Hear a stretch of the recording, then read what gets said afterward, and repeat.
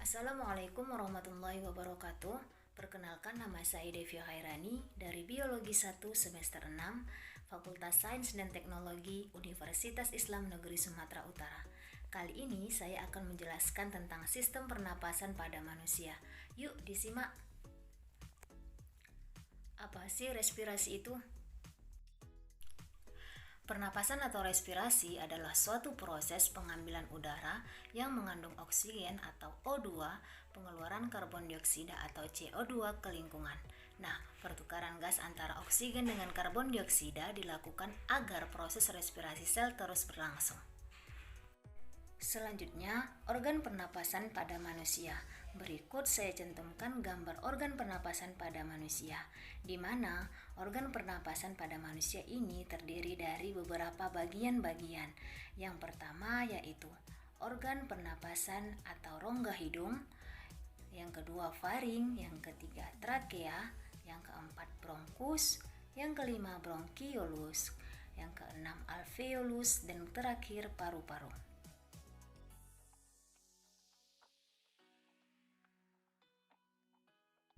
Selanjutnya, fungsi organ pernapasan pada manusia, di mana fungsi organ dari pernapasan manusia ini berbeda-beda.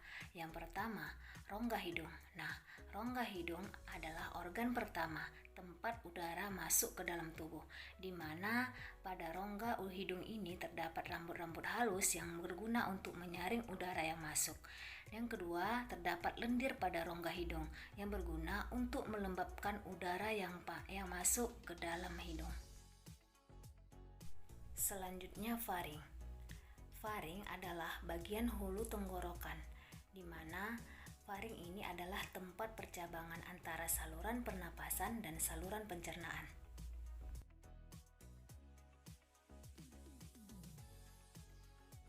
Organ selanjutnya adalah trakea. Trakea adalah pipa tempat keluar masuknya udara. Dindingnya tersusun dari cincin-cincin tulang rawan dan bersilia. Trakea ini berfungsi sebagai silia yang berguna untuk menyaring benda asing yang masuk bersamaan dengan udara.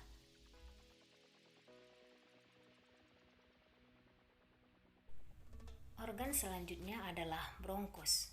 Bronkus merupakan cabang dari tenggorokan yang memiliki cabang kanan dan cabang kiri. Bronkus ini berfungsi untuk menyaring udara dan menyalurkan udara ke sisi kanan dan kiri paru-paru.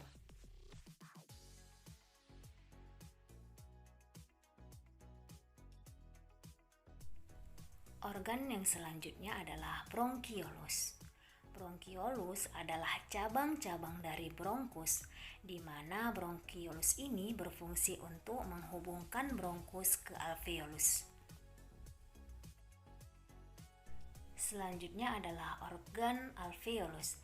Alveolus adalah gelembung-gelembung udara, di mana di dalam alveolus ini terjadi pertukaran antara oksigen atau O2 dan karbon dioksida atau CO2.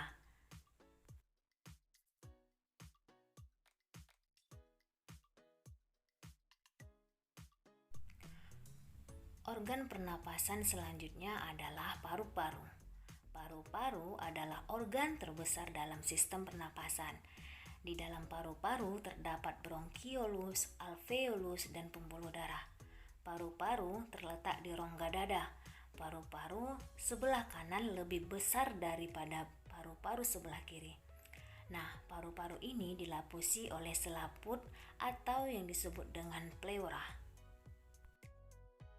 Selanjutnya, dua sistem pernapasan. Yang pertama, sistem pernapasan pada dada.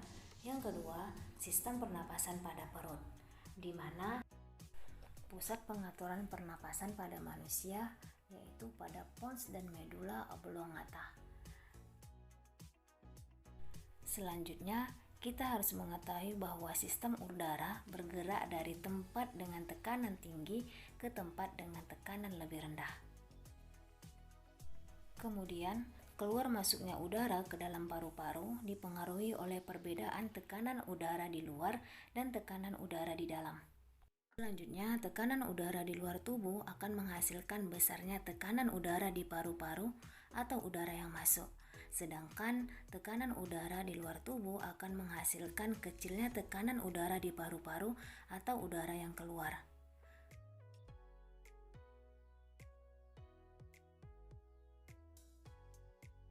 Berikut pemaparan sistem pernapasan secara di dalam dan sistem pernapasan secara di luar.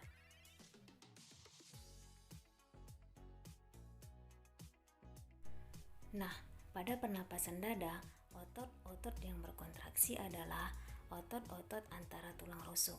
Sedangkan pernapasan pada perut, otot yang berkontraksi adalah otot diafragma.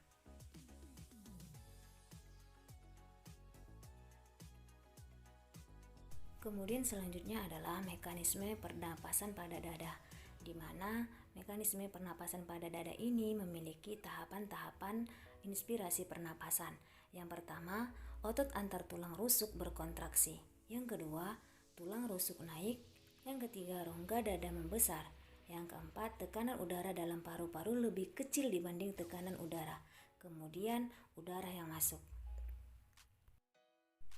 Sedangkan tahapan ekspirasi pernapasan pada dada yang pertama, otot antar tulang rusuk berelaksasi. Yang kedua, tulang rusuk turun. Yang ketiga, rongga dada mengecil. Yang keempat, tekanan udara dalam paru-paru lebih besar dibandingkan tekanan udara di luar. Yang kelima, udara yang keluar.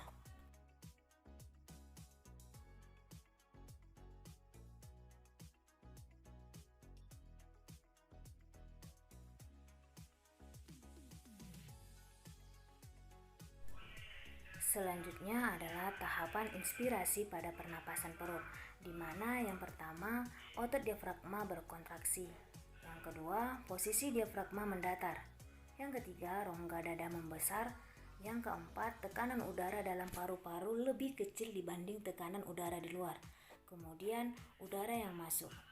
Sedangkan tahap ekspirasi pernapasan pada perut, yang pertama adalah otot diafragma berelaksasi.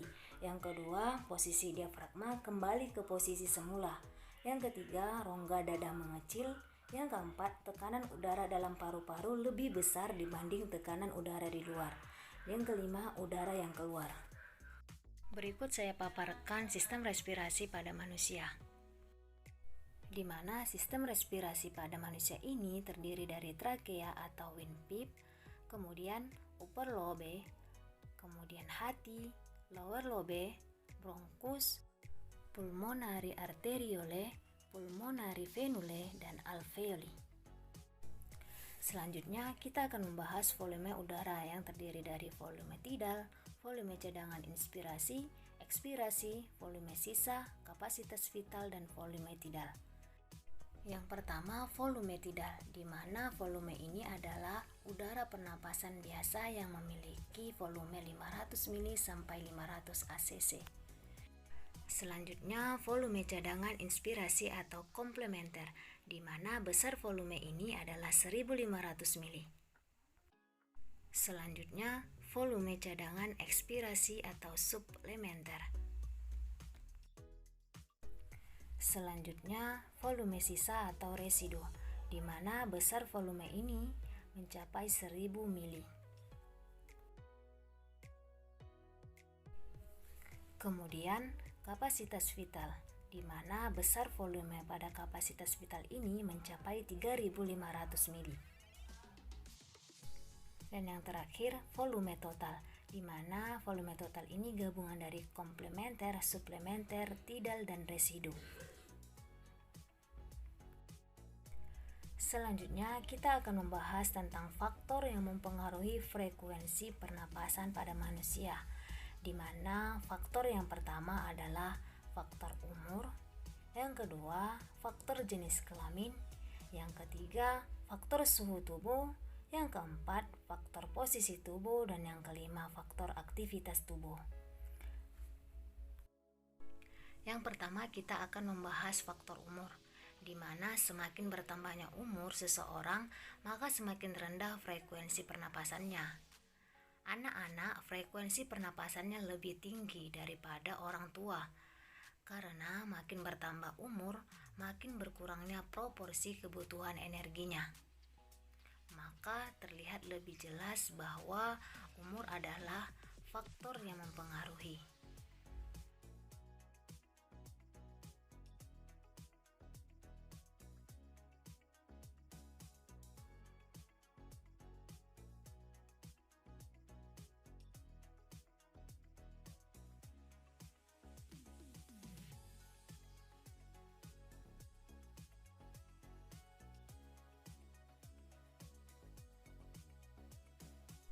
Kemudian faktor frekuensi yang mempengaruhi pernapasan adalah jenis kelamin, di mana pada umumnya laki-laki memiliki frekuensi pernapasannya yang lebih tinggi daripada perempuan.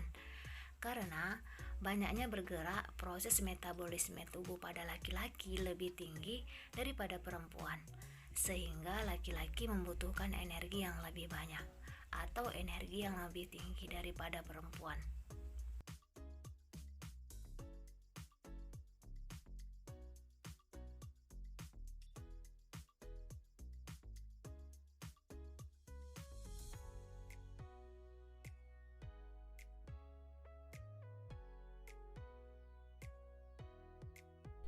Selanjutnya, faktor yang mempengaruhi frekuensi pernapasan adalah suhu tubuh, di mana semakin tinggi suhu tubuh maka semakin cepat frekuensi pernapasannya. Karena adanya peningkatan proses metabolisme di dalam tubuh, sehingga diperlukan peningkatan proses pemasukan oksigen dan pengeluaran karbon dioksida.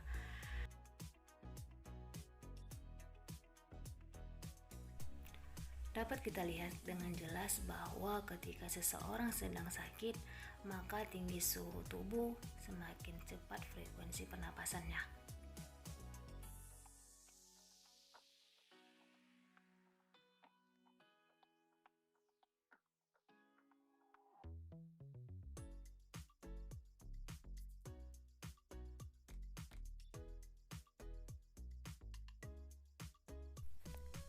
Kemudian selanjutnya adalah posisi tubuh, di mana posisi tubuh berpengaruh terhadap frekuensi pernapasan yang berkaitan dengan beban yang harus ditanggung oleh organ tubuh.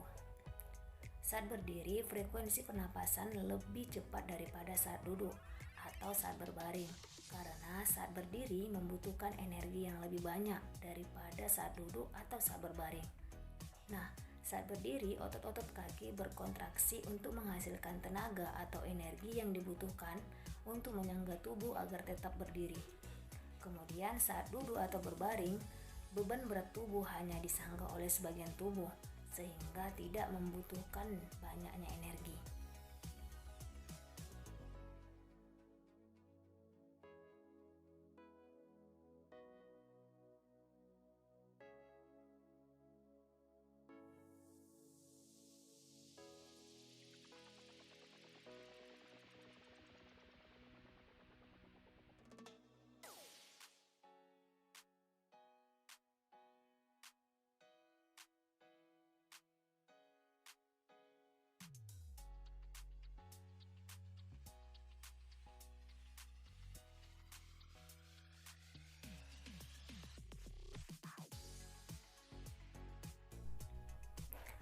Selanjutnya adalah aktivitas tubuh.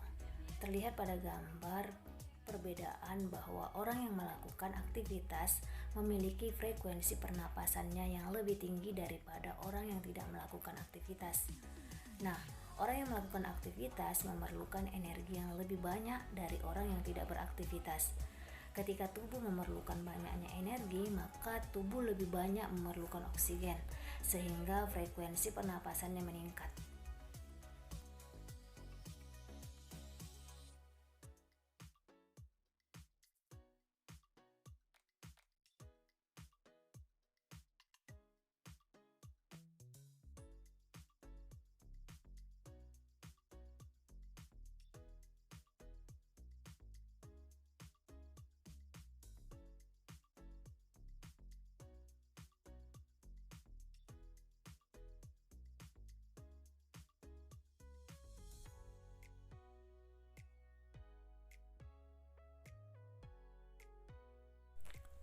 Selanjutnya kita akan membahas dua proses mekanisme pernapasan, yaitu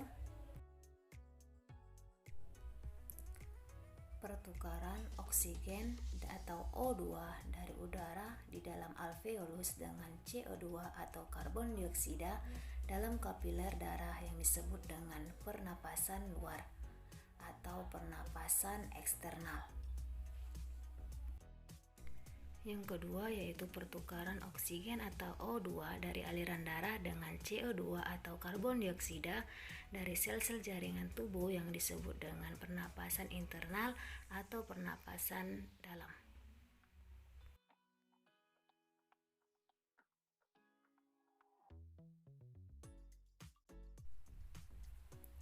Nah, kemudian proses pernapasan eksternal terjadi di paru-paru, tepatnya di alveolus.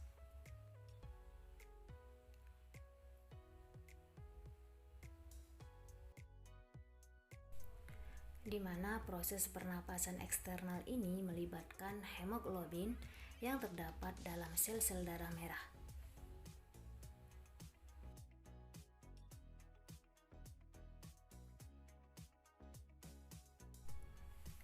Kemudian, pertukaran gas antara oksigen atau O2 dengan karbon dioksida atau CO2 terjadi di dalam alveolus dan jaringan tubuh melalui proses difusi.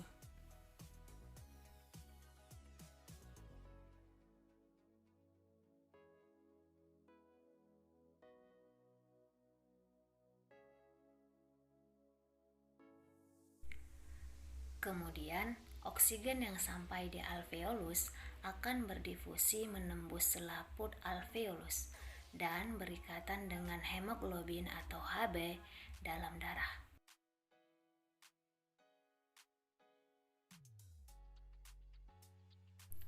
Nah, selanjutnya proses pernapasan internal yang terjadi di pembuluh darah kapiler. Berikut saya cantumkan gambar pembuluh darah kapiler, di mana selain pertukaran gas terjadi juga pertukaran zat lain di dalam pembuluh darah kapiler ini.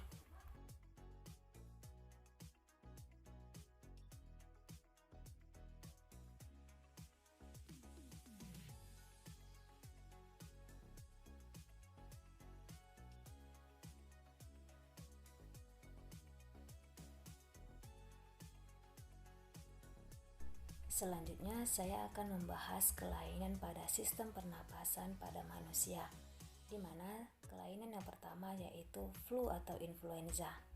Flu atau influenza adalah penyakit yang disebabkan oleh virus dan mudah sekali menular.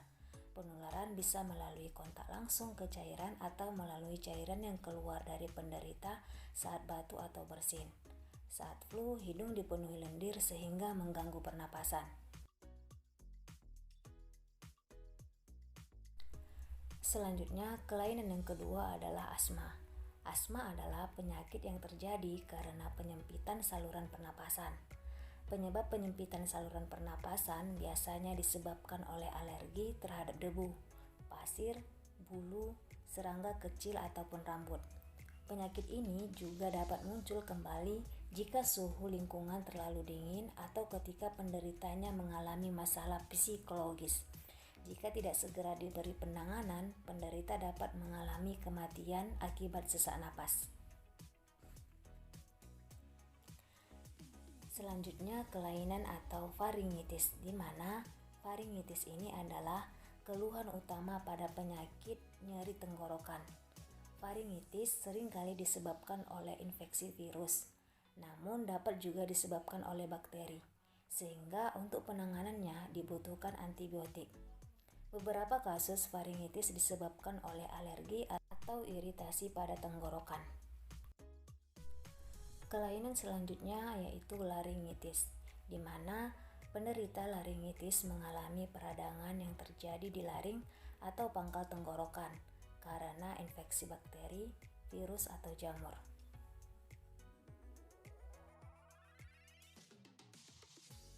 Kelainan selanjutnya yaitu bronkitis, di mana gangguan pada cabang trakea atau bronkus akibat infeksi.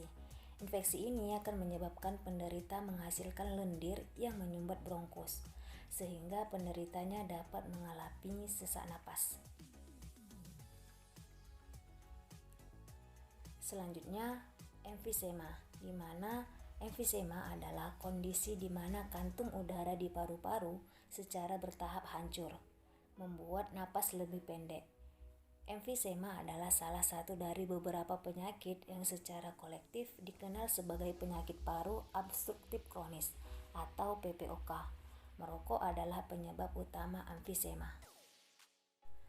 Kelainan yang selanjutnya yaitu tuberkulosis atau TBC. TBC merupakan penyakit yang disebabkan oleh bakteri Mycobacterium tuberculosis, di mana bakteri ini menyerang paru-paru dan menimbulkan bintil-bintil pada dinding alveolus. Karena ada bintil-bintil tersebut, proses difusi oksigen terganggu. Penderita TBC juga sering mengalami batuk darah.